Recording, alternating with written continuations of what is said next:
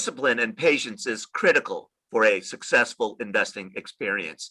And it's far more important than creating the perfect portfolio. And here to talk with me about this is Doug Buchan from Buckingham Strategic Wealth. Doug, welcome. How you doing? Thanks for having me back.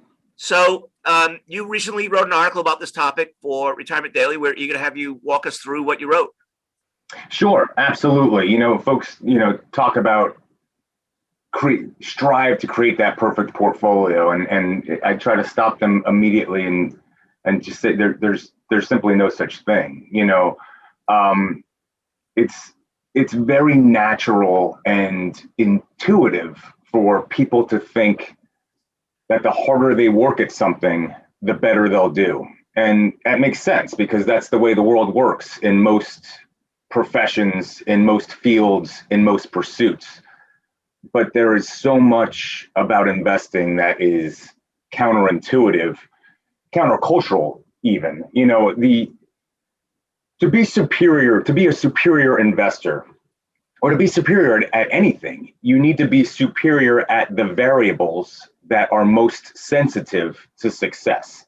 Does that make sense? It does, right. And tweaking asset mixes, or blasting out of one mutual fund and into another, or out of one stock and into another to try to strive for that perfect portfolio, even if you're good at that stuff, and the odds are you're not, but even if you're good at that stuff, you're working on a variable that is really not all that relevant in real life investor returns. Let me give you an example or analogy. Let's say you're going on the trip of your life, and the destination is full financial freedom. Okay, it's a pretty big trip, all right? So of course you want to figure out the right vehicle to drive, but then you may also really want to figure out what's best with that vehicle, doing the research on the correct grade of fuel, right? And doing the research on finding the exact performance tire that makes the most sense for your vehicle. And of course, adding windshield wipers and maybe even adding a spoiler on the back to cut down on wind resistance and help out efficiency.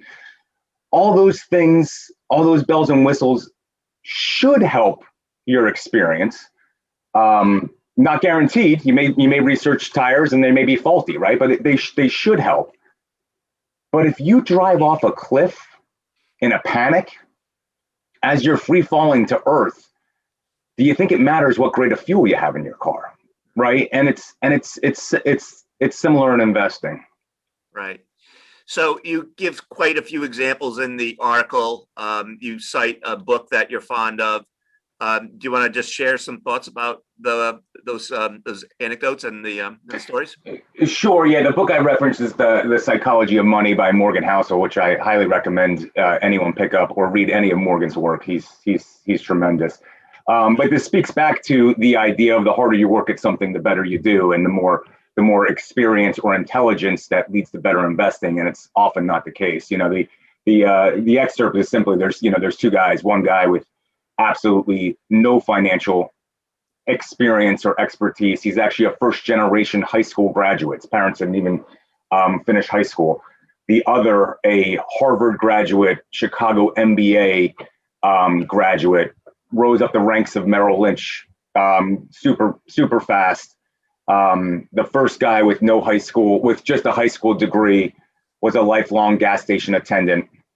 And when he passed away, I think it was in 2014, at the age of 92, he gave $6 million of his $8 million fortune to charity, and the other $2 million went to his stepkids. About 2 weeks prior to that, the other individual, Harvard grad, Chicago MBA, the who's who of people, was foreclosing on his 18,000 square foot Greenwich, Connecticut mansion. He already foreclosed on his West Palm Beach, Florida home a few months prior. And this is an example of many things, right? It's an example of thrift and discipline and patience in a long-term strategy versus hubris and ego.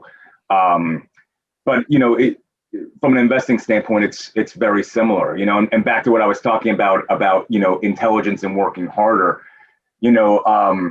it's very anecdotal, but there's two professions that come to mind for me that are both extremely intelligent, well-schooled, and very thoughtful. And that they know that the harder they work at something, the better they do, because that's the way it works as a physician or as an engineer.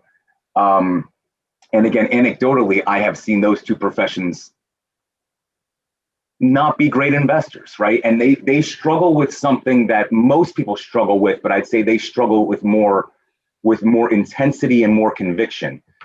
And that is that they believe that a portfolio or investing is a problem to be solved, as opposed to a discipline to be practiced, right? And what happens with that, trying to solve that problem, is a constant tweaking of asset classes, asset mixes, coming in and out of the market at different times, and it leads to suboptimal returns. Right. So the other thing that you mentioned, one of your key takeaways in the article, is this notion of that you don't necessarily, as you said, have to have the perfect portfolio, but you do have to be comfortable with it.